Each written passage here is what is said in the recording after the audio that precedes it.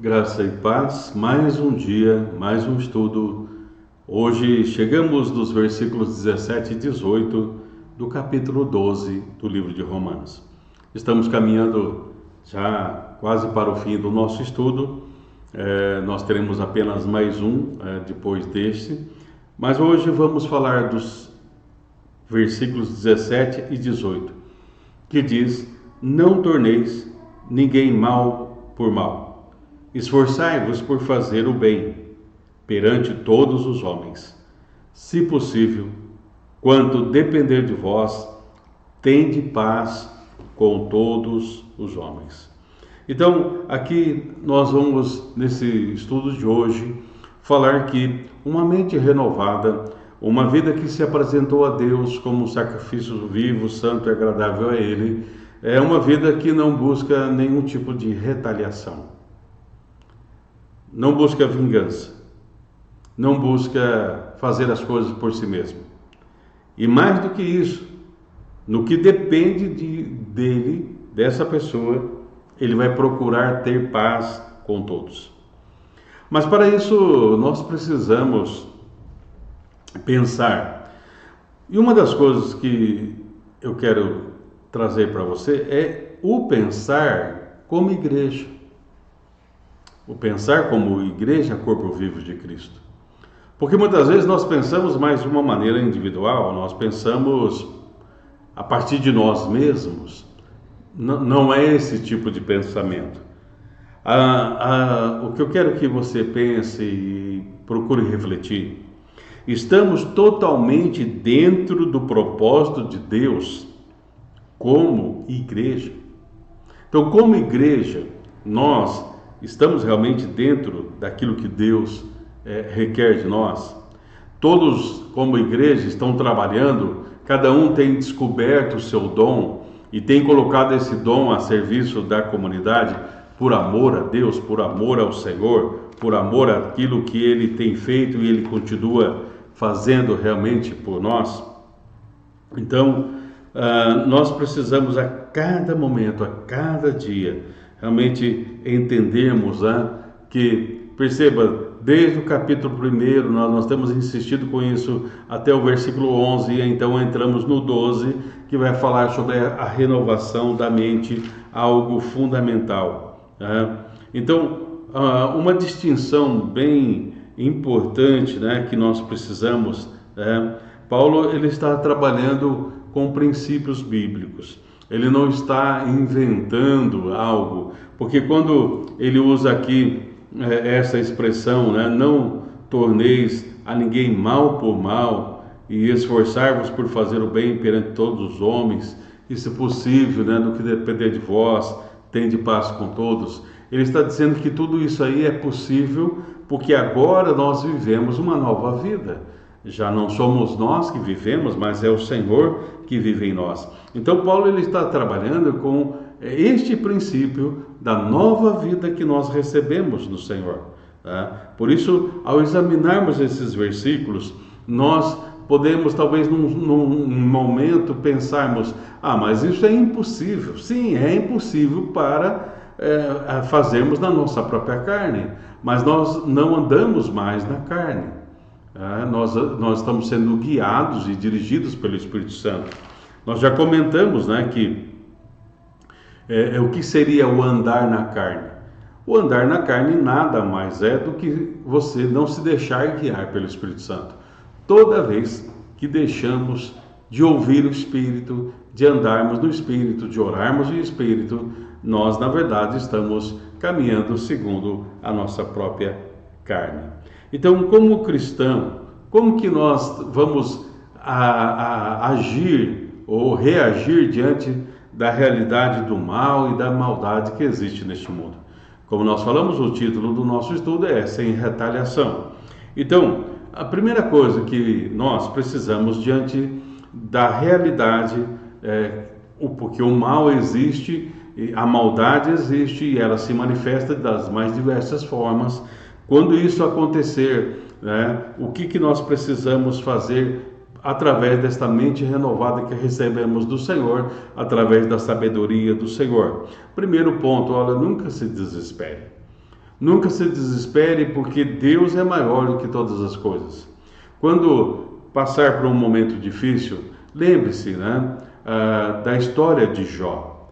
Jó passou por todas aquelas situações, né, mas Deus trouxe um final diferente do que talvez nós imaginávamos, que talvez não teria mais solução para ele, que ele tinha chegado ao fundo do poço. Enfim, aí você poderia adjetivar das mais diversas formas, mas Deus transformou a situação dele.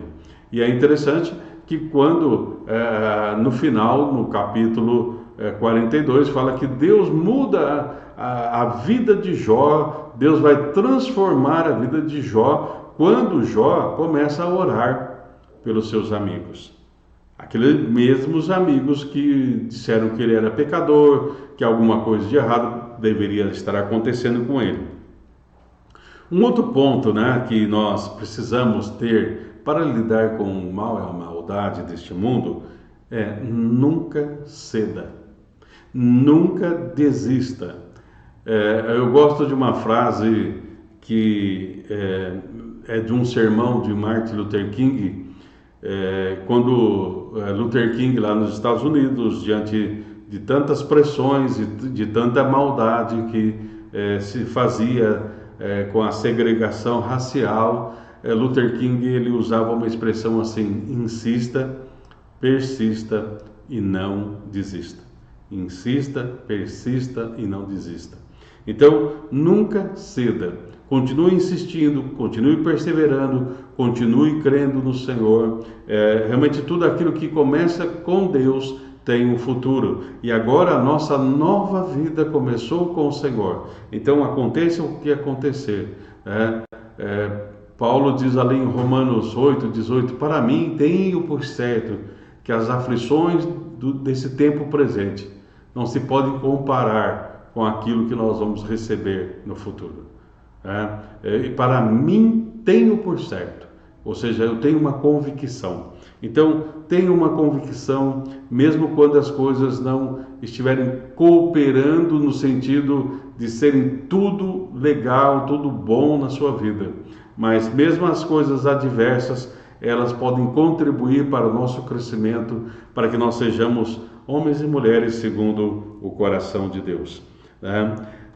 Diante também do mal e da maldade, pela mente renovada, nós não vamos ter nenhum tipo de retaliação, como nós lemos aqui nesses versículos 17 e 18, porque nós sabemos quem realmente é o nosso Deus. Eu sei em quem tenho crido, diz Paulo. Quando Moisés ele faz aquele cântico da vitória, ele usa uma expressão que eu gosto muito, né? Que ele vai cantar e celebrar a vitória e diz assim: ele, né, no caso o Yahvé ou o Senhor, ele é Deus de meus pais, ele é o meu Deus e é o Deus dos meus pais. É interessante porque Moisés diz: não é só o Deus dos meus pais, Deus é o meu Deus, ele é o meu Senhor. Então, diante das realidades do mundo, da maldade, enfim, tenha firme no teu coração, saiba quem realmente é Deus, quem é realmente o Senhor da sua vida. E também, por fim, né, o quarto ponto é: nunca duvide. Ou melhor, não deixe que a dúvida te consuma. Porque a dúvida, ela pode até aparecer, ela pode até chegar, mas que você possa não se deixar consumir pela dúvida. Por isso, não se desespere, não ceda, saiba quem realmente é Deus e não se deixará então, diante dessas realidades, serem consumidos pela dúvida, né? Então nós vamos ser pessoas que não simplesmente vão reagir diante do mal e da maldade. Nós vamos agir, mas agir na sabedoria de Deus, agir com a graça de Deus. Alan Hurt, ele faz uma citação que eu achei muito interessante. Ele diz assim: na escuridão, o cristão deve ser luz, e a luz não se esquiva da escuridão, mas ilumina com o calor do amor de Jesus. Sua lâmpada foi acesa quando você se rendeu a Jesus. É hora de brilhar. Essa frase me trouxe realmente um grande alento para o meu coração, né? Porque ele diz assim: na escuridão o cristão deve ser luz, e a luz não se esquiva diante da escuridão ou na escuridão. A luz, ela vai sendo luz e vai dissipando as trevas. E sabe, não importa quão grandes sejam as trevas ou a escuridão pela qual muitas vezes passamos, a luz do Senhor é uma luz que brilha e brilha cada dia mais. Então, por isso, Alan Hirst diz: olha, é tempo de brilhar, é tempo de nós sermos esta luz do Senhor, né? Então, nós precisamos estar conectados realmente com o Senhor, e desta forma nós vamos aplicando esta verdade de Deus, como já falamos, vamos aplicar a justiça de Deus, vamos aplicar a graça de Deus, vamos aplicar a sabedoria de Deus, todo esse arsenal, né, vamos dizer assim, porque nós vivemos num mundo, a batalha espiritual, uma luta espiritual, mas o arsenal, Paulo diz, as nossas armas não são carnais, mas sim são poderosas em Deus. E essas armas poderosas em Deus, elas têm a possibilidade de neutralizar o mal e a maldade. Por isso, no versículo 18 vai dizer: no que depender de você, tende paz com todos, né? No livro de Lucas, capítulo 6, versículo 32, nós lemos o seguinte, Lucas, capítulo 6, verso 32. Vocês pensam que merecem elogios só porque amam aqueles que são amados. Até os ímpios fazem isto. Então, perceba, Jesus ele chamou a atenção também dos seus discípulos, dizendo assim: olha, se você ama somente aqueles que te amam, qual é a diferença? Os ímpios fazem a mesma coisa. É lógico, tem aqueles que gostam de você, é mais fácil você gostar. Mas aqui, está dizendo aqui, para que eu não tenha nenhum tipo de retaliação em relação a ninguém, mesmo aqueles que eu não gosto, mesmo aqueles que eu, vamos dizer, a gente usa a expressão, não passo na ponte junto com ele, mas eu não vou, né, como diz já lá no finalzinho, né, eu não vou pagar o mal com o mal, né, nós vamos pagar este mal através do bem, que é um poder sobrenatural de Deus nas nossas vidas, né? Porque a bondade, ela é fruto do Espírito. E é interessante, quando você lê ali em Gálatas, capítulo 5, nós temos bondade e benignidade. Então, bondade, para você entender, né, de uma maneira bem simples, porque são duas palavras, né? Nós temos a palavra bondade, agatosine, que então seria um ato de bondade, né? E a benignidade, a palavra Christotes, no grego, tem uma ideia de integridade. Então, assim, você não só faz algo bom, mas porque Deus colocou o bom dele na sua vida, você vai exercer bondade. E por isso é fruto do Espírito.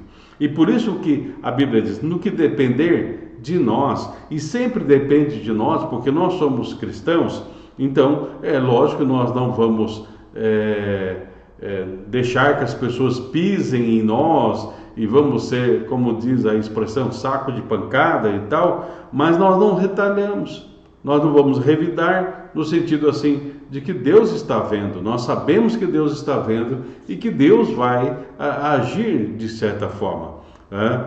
Então, por exemplo, Paulo, quando ele está ali preso, no livro de Atos nos diz isso, né? Que ele estava, foi amarrado, Paulo e Silas foram amarrados, estavam na prisão, e embora era uma prisão injusta, porque eles eram cidadãos romanos, e os cidadãos romanos não poderiam ter sido presos daquela forma, sem um processo legal, enfim, sem uma tramitação da lei, né? Mas Paulo não se sentiu injustiçado, ele continuou louvando a Deus, glorificando o Senhor. Aí houve então aquele terremoto, abriu e caiu as algemas, e ele continuou, né, na presença do Senhor. Depois, Paulo não saiu dali, foi processar o soldado romano que o prendeu e pediu uma indenização por danos morais, embora ele poderia ter feito isso, mas não, ele não pagou o mal com o mal. Porque o Cristo que estava nele era o Cristo que realmente trazia para ele uma nova dimensão de vida. Nessa nova dimensão de vida, só é possível pela renovação da nossa mente. Então, no versículo 17 diz, para que o nosso comportamento em público esteja acima de toda crítica. Porque aqui vai dizer, né, no versículo 17, não torneis a ninguém mal por mal. Então, as pessoas, se você pagar o mal que recebe através do bem, então como as pessoas vão criticar? Como que as pessoas vão te criticar? Dizer assim, ele é muito bom, ele é bom demais. Isso não é uma crítica, é uma percepção de que algo sobrenatural acontece na vida, porque por nós mesmos nós não iríamos agir desta maneira. Então, nesse capítulo 12, nós vamos entender que nós passamos a agir de acordo com uma nova forma de pensar. E esta nova forma de pensar tem como base a renovação da nossa mente. E essa renovação veio através do Espírito Santo. O Espírito Santo que nos guiou e nos moldou pela graça através da palavra viva que é o próprio Senhor. Então perceba como um versículo vai se conectando ao outro, e aí então você vai percebendo que isto é a aplicabilidade da verdade para a vida e para o viver, é andarmos com sabedoria. Então nós não vamos lidar com as coisas dentro de uma perspectiva humana, nós passamos a lidar com as coisas na perspectiva da eternidade. Por isso um autor, ele sempre dizia assim, Senhor, não tire diante dos meus olhos a percepção da eternidade. Porque quando você perde a percepção da eternidade, você fica preso no aqui e agora. E então você pode entrar até num mar de autocomiseração, pode entrar numa questão de um vitimismo, achar que você é vítima de um grande esquema colossal. Não. Nós temos uma eternidade. E nós sabemos que vamos passar essa eternidade com o Senhor, vamos estar vivendo com o Senhor. Sabe, isso aqui não é apenas uma decisão, não é apenas um sentimento, mas é uma decisão que nós tomamos, movidos pela graça do Senhor que age em nós. E isso é importante que haja em nós, se mova em nós, porque então, como diz o profeta Isaías, um ao outro ajudou e ao seu companheiro de ser forte. Então, imagine uma igreja renovada na sua mente, renovada na sua forma de pensar, moldados pela graça, aí então um vai ajudar o outro. Porque há momentos que realmente muitas vezes nós pensamos que não vale a pena, muitas vezes nos desanimamos, muitas vezes achamos muito pesada, vamos dizer assim, aquilo que nós estamos levando, mas então, moldados pela graça, um pode ajudar o outro a tirar esses empecilhos e aquilo que pode nos, vamos dizer assim, de certa forma, interromper a nossa paz de uns para com os outros. E tudo isso é possível porque lembre-se lá em Romanos capítulo 5, o amor de Deus foi derramado em nossos corações através do Espírito Santo. Então, a partir desse momento que temos o amor de Deus derramado em nossos corações, temos uma mente renovada, somos um sacrifício vivo perante o Senhor, passamos a conhecer a vontade de Deus, e não só passamos a conhecer a vontade de Deus, mas fomos capacitados para fazermos a vontade de Deus. Há uma outra citação que eu quero trazer que diz assim: a justiça não deve apenas ser feita, ela deve ser vista como sendo feita. Quando estamos recebendo o mal, a calúnia, o ódio, a agressão física, a maneira como reagimos é importante, porque vai determinar realmente naquilo que nós estamos crendo. Vai revelar que tipo de fé que nós estamos tendo. Quando Jesus ele pergunta para um pai e diz assim, o pai pergunta para Jesus, né? Primeiro a pergunta do pai: Senhor, se o Senhor pode curar, cura meu filho. E então Jesus ele vai fazer uma réplica e vai dizer assim: eu posso, você pode crer. E aí, então naquele mesmo momento ele diz assim: Senhor, eu creio. Mas aí logo em seguida ele diz: ajuda a minha incredulidade. Sabe, em alguns momentos nós precisamos dizer ao Senhor: Senhor, eu creio, mas se eu estou crendo, talvez não da maneira adequada, me ajuda, porque eu não quero que a incredulidade prevaleça.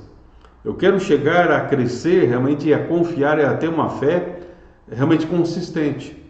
Eu não quero ter uma fé frouxa. Jesus fala isso para, né, alguns discípulos, né, homens de pequena fé. Perceba, ele não está dizendo e está preocupado com a questão do tamanho da fé. Porque em outro texto, o próprio Senhor Jesus fala assim: se você tiver fé do tamanho de um grão de mostarda, ou parecido com um grão de mostarda. Então, o tamanho não é importante. Mas quando Jesus fala homens de pouca fé, a palavra grega ali é uma fé frouxa, uma fé sem consistência. Porque se você tiver fé como um grão de mostarda, por que Jesus não fala um grão de areia? Porque se você pegar ali um grão de mostarda e um grão de areia, eles têm quase a mesma dimensão, quase a mesma proporção.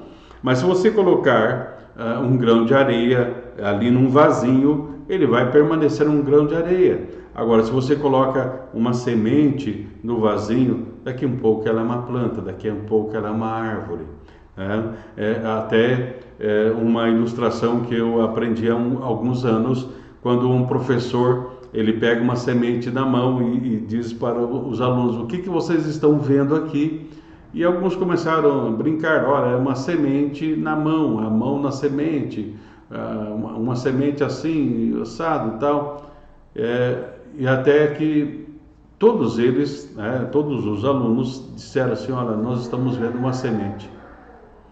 E aí então aquele professor diz: sabe o que eu estou vendo aqui? Eu estou enxergando uma floresta. Então a fé consistente é aquela que, mesmo sendo do tamanho ou parecido com um grão de mostarda, ela consegue enxergar um pouco mais além. E é desta forma que nós vamos evitar retaliação, que nós não vamos pagar o mal com o mal, e naquilo que depender, naquilo que for possível para nós, nós iremos então ter paz com todas as pessoas, né? E eu quero colocar aqui, né, para nós, né, por exemplo, nós temos os pais da igreja, né, que são os sucessores dos apóstolos. Por exemplo, nós temos Irineu. Irineu, ele foi um dos vamos dizer assim, continuadores da obra apostólica ali em Roma, e ele foi lançado à cova dos leões, ele foi lançado ali para ser devorado, mas diz a história que ele entrega a sua causa àquele que julga com justiça. Ou seja, ele não blasfemou, ele não falou isso é injusto, isso é aquilo. Ele falou, Senhor, o Senhor está vendo. E tenha isso na sua mente. Jesus está vendo todas as coisas. Toda forma de injustiça que for contra a igreja, Deus está vendo. E Deus vai tratar, e Deus vai resolver ou vai lidar com essas situações.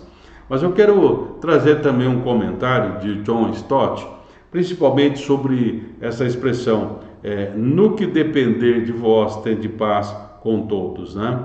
Ele diz assim, às vezes não é possível uma reconciliação, porque as pessoas não estão dispostas a viver em paz conosco.